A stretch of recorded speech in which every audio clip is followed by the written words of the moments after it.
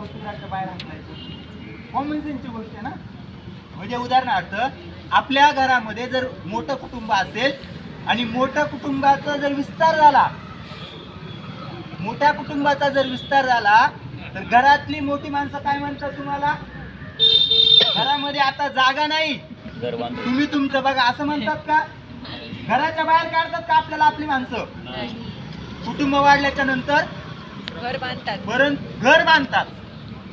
हे दळभद्र प्रशासन विद्यार्थ्यांची संख्या वाढते म्हणून आता कारण काय द्यायची, म्हणून असा नवीन विद्यार्थ्यांना स्पेस दिला पाहिजे. ते नवीन असतात, त्या विद्यार्थ्यांना प्रायोरिटी दिली पाहिजे. आणि हे काय तुम्हाला समजत नाही का अगोदर? आणि अजून अशा ठिकाणी जे आम्ही तुम्हाला सांगू शकतो त्या ठिकाणामध्ये तुम्ही ऍडजस्टमेंट करू शकत नाही. या भूलथापा आम्ही तुम्हाला आम्हाला तुम्ही देऊ नका. घरात घर वाढलं, घरातली माणसं वाढली तर घर बांधलं जाते.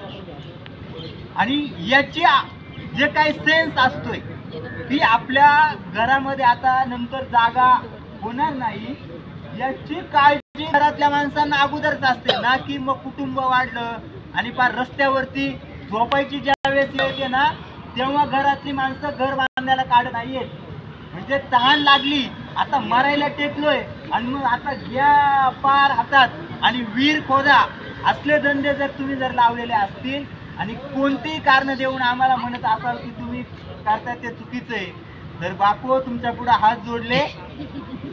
ज्यावेळेस तुमचे जे हात जे आहेत ना ते सावित्रीमाईंच्या पुतळ्याला हार घालायला ज्यावेळेस तुम्ही समोर करताना त्यावेळेस त्याच हातांनी त्या सावित्रीमाईंचं चरित्र तुम्ही जे वाचलंय कधी काळी ते चरित्र पुन्हा तुमच्या त्या हातामध्ये घ्या आणि ज्या शेणा मातीचे गोळे आमच्या माईनं आमच्यासाठी खाल्लेले आहेत त्याची तरी जरा थोडीशी बाळगा काहीतरी.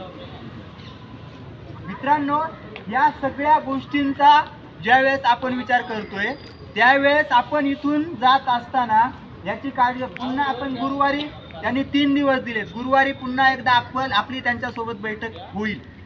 त्या बैठकीमध्ये जर त्यांनी जी उत्तरे येतील त्याच्यानंतर आपल्या आंदोलनाची पुढची दिशा काय आहे हे सगळ्यांना आपल्याला कळवलं जाईल, सगळ्यांना कळवलं जाईल.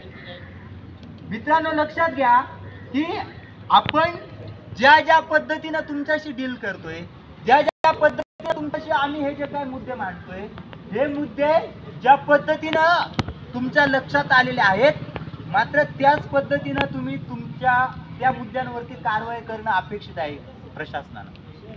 म्हणून खऱ्या अर्थानं या सगळ्या प्रक्रियेमध्ये मागच्या 7 दिवसांच्या म्हणजे केवळ आजच्या चर्चेमुळेच आपण आंदोलन संपवतोय अशातला मुद्दा नाही. मागच्या 7 दिवसांपासून आपण वेगवेगळ्या पात्यांवरती वेगवेगळ्या माणसांसोबत ही चर्चा करत आहोत आणि इथपर्यंत की कुठल्याही परिस्थितीमध्ये निश्चिंत राहा. अशा निश्चिंत राहण्याच्या वंदना जरी तुम्ही केलेल्या असल्या तरी आम्ही निश्चिंत राहणार नाही आहोत. हा संदेश मित्रांनो या 7 दिवसाच्या आंदोलनातून आपण घेऊन जात आहोत.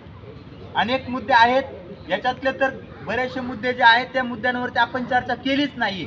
का चर्चा केली नाही? आपण आपल्याला प्रायोरिटीनं वसतिगृहाचा मुद्दा घ्यायचा आहे म्हणून आपण बाकीच्या मुद्द्यांवरती चर्चा आता केलेलीच नाहीये. परंतु हे मुद्दे देखील आपण पुढच्या आंदोलनासाठी पुढच्या चर्चेसाठी आपण राखून ठेवतोय. कुठल्याही परिस्थितीमध्ये कुलगुरूंनी विद्यापीठ प्रशासनाने जो काय आपल्याला शब्द दिलेला आहे तो शब्द आपण पाळाल या विश्वासासह आपण या आजच्या मागील 7 दिवसापासून चाललेल्या या साखळी उपोषणाला आणि या आंदोलनाला आपण अधिकृतरित्या स्थगिती देत आहोत. आपण आंदोलन संपवत नाही आहोत, हे पुन्हा एकदा सगळ्यांनी मनाशी पुन्हा बांधा. स्थगिती देत आहोत आपण आंदोलनाला. आंदोलन आपण थांबवत नाही. जोपर्यंत वसतिगृह मिळत नाही तोपर्यंत आंदोलन थांबणार नाही. हा इशारा या विद्यापीठ प्रशासनाने देखील लक्षात ठेवणं गरजेचं आहे. मगाशी मस्त कोणीतरी बोललं